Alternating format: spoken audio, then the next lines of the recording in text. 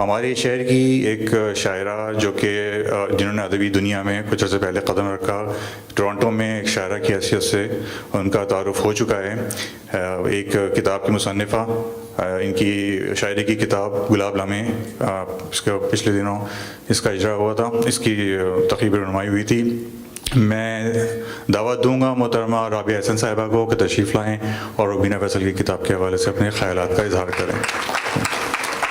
شکریہ فیصل صاحب. اور جناب صدر کی اجازت سے معزز خواتین و حضرات، حاضرین محفل اور وہ لوگ جو ہمیں آن لائن دیکھ رہے ہیں یا سن رہے ہیں، السلام علیکم، آداب. یہ میرے لیے ازحد اعزاز کی بات ہے کہ ٹورنٹو کی انتہائی حساس، کھری بلکہ کھری سنانے والی کالمنسٹ، افسانہ نگار اور نئی جہت کی پرزور آواز نے آج مجھے یہ موقع دیا ہے کہ میں اپنے خیالات کا اظہار کر سکوں ان کے بارے میں. بہت شکریہ روبینہ. اور سب سے پہلے تو آپ کے ادبی گلشن میں ایک نئے پھول کے اضافے پر بہت ساری مبارکباد اور بہت دعائیں. اور جو ادبی گلشن آپ نے رائٹ ناؤ کے نام سے شروع کیا تھا 2017 میں سپٹمبر، اس کی پہلی سالگرہ اور اس کی کامیابی پہ بھی بہت مبارکباد.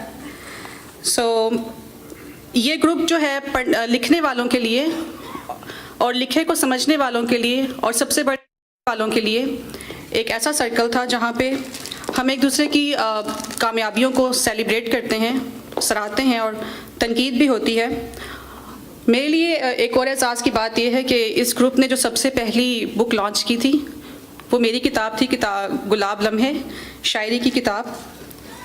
اور آج اسی سال میں سیم ایئر دوسری جو کتاب رونما ہو رہی ہے محترمہ روبینہ فیصل صاحبہ کی، ایسا ضروری تو نہیں. کسی پہ ڈھیروں پیار آتا ہے جب وہ ڈانٹ کے بلائے اور کہے کہ تم میرے پاس آ جاؤ، تم بالکل میری چھوٹی بہنوں جیسی ہو. اور پھر انہیں میں غور سے دیکھتی ہوں کہ ان کے اندر ایک معصوم سی لڑکی ہے جو دوسروں کے دکھ میں گھل رہی ہے. ایسے لوگ جنہیں لوگ قصہ پارینہ سمجھ کر بھول جاتے ہیں. صفیہ مریم ایک جیتی جاگتی شاعرہ جس کا نام یا ذکر تک کوئی سوشل میڈیا پر سننے کو نہیں ملتا، لیکن روبینہ سے جب بھی ملاقات ہوتی ہے یا جب بھی ہم ملتے ہیں تو وہ بڑے درد کے ساتھ ان کا ذکر کرتی ہیں. ان کے پاس ہسپتال انہیں ملنے بھی جاتی ہیں. آئی تھنک یہ صرف انہی کا خاصہ ہے اور یہی سب سے بڑی بات ہے کہ ہر کوئی ان کے قریب آ جاتا ہے. کہ چڑھتے سورج کو تو سبھی سلام کر لیتے ہیں، لیکن ڈھلتے سورج کی تپش کو اپنے اندر اتارنا، اس کے لیے ایک حساس دل چاہیے جو کہ ان کے پاس ہے. اور خصوصاً لکھنے والے جو ہیں ان کے پاس حساسیت اور انسانیت جو ہے وہ بہت ضروری ہونی چاہیے، کیونکہ ادروائز اس کے علاوہ اگر آپ لکھتے ہیں تو صرف لفاظی لگتی ہے. اور جو روبینہ فیصل کی نئی کتاب آ رہی ہے ایسا ضروری تو نہیں، اس میں دور تک کہیں لفاظی کا شائبہ تک نہیں ہے، بلکہ اس میں جو کہانیاں ہیں اس کتاب کے ہر ورگ پر جدید شاعری کی رمزیں ہیں، چیخوں کی طرح ابھرتی ہیں، انسانیت کی تکلیفیں ہیں اور رود و شب کی بھٹی میں جلتی ہوئی سوچیں ہیں. زمانے کی بے حسی سے کہیں زبردستی جلتے ہوئے رشتے یا کہیں ٹوٹتے ہوئے رشتے، اور ایک معصوم سی لڑکی ہے جو آسمانوں پہ پرواز کرنا چاہتی ہے مگر ارد گرد کے صفا کانہ ماحول سے سہم کر تتلیوں اور انسانی خون سے بھری انگلیوں میں فرق تلاش کر رہی ہے. ان کی ایک نظم پیش کرتی ہوں، اسی پیرائے میں ہے.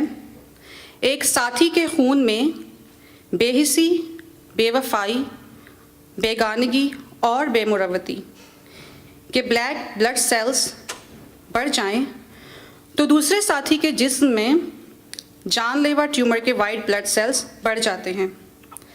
اور مجھے ایسا لگا جیسے امریکن شاعرہ سلویا پلاتھ پھر سے زندہ ہو گئی ہو. ردیف، قافیہ اور بحر جیسے تنگ بحیرہ سے نکلیں تو یہ بات واشگاف ہوتی ہے کہ کائنات کی بے شمار وسعتوں میں حقیقی زندگی کی تلخیاں اور خوابوں کے رنگ ہمارے قلم میں رنگنے کے لیے بےتاب بھٹک رہے ہیں. روبینہ فیصل کی نئی کتاب ایسا ضروری تو نہیں صفحہ اول سے اس نمایاں پہلو کی نشاندہی کرتی ہے. ان کی ایک بہت ہی پیاری نظم جو ہے مجھے بہت پسند آئی، وہ پیش کرتی ہوں، سارہ شگفتہ کی نجات۔ سارہ شگفتہ شاعرہ تھیں، سب جانتے ہوں گے، رائٹر تھیں۔ وہ اپنے لفظوں سے اپنی روح کے زخم بھرنا چاہتی تھی، وہ اپنے لفظوں سے اپنی روح کے زخم بھرنا چاہتی تھی، اور انہی لفظوں سے دنیا کو بھی ہرانا چاہتی تھی۔ وہ لفظوں کی یہ دوہری گیم سنبھال نہ سکی، اور دنیا نے اس کے جسم کو فتح کر دیا، اس کے لفظوں کو ہی ہرا دیا۔ وہ نہ مانی، اس ظلم سے فرار کے لیے ٹرین پر بیٹھ کے نہیں بھاگی، وہ ظلم سے فرار کے لیے ٹرین پر بیٹھ کے نہیں بھاگی، بلکہ اس کے آگے جا کر اس نے آنکھیں موند لیں۔ سنا ہے اس کا جسم کچلا گیا تھا، مر گئی تھی، مگر کیسی موت مری، کیسا فرار پایا کہ آج تک اس کی روح کچلے ہوئے جسموں میں زندہ ہو جاتی ہے، اور سارہ شگفتہ بدبختی کا استعارہ بنے تا قیامت اسی دنیا میں بھٹکتی رہے گی۔ ایسی دنیا میں اس کی نجات ممکن نہیں۔ آج کل جتنی نفسا نفسی کا دور ہے، اس میں ہر کوئی صرف اپنے اور اپنے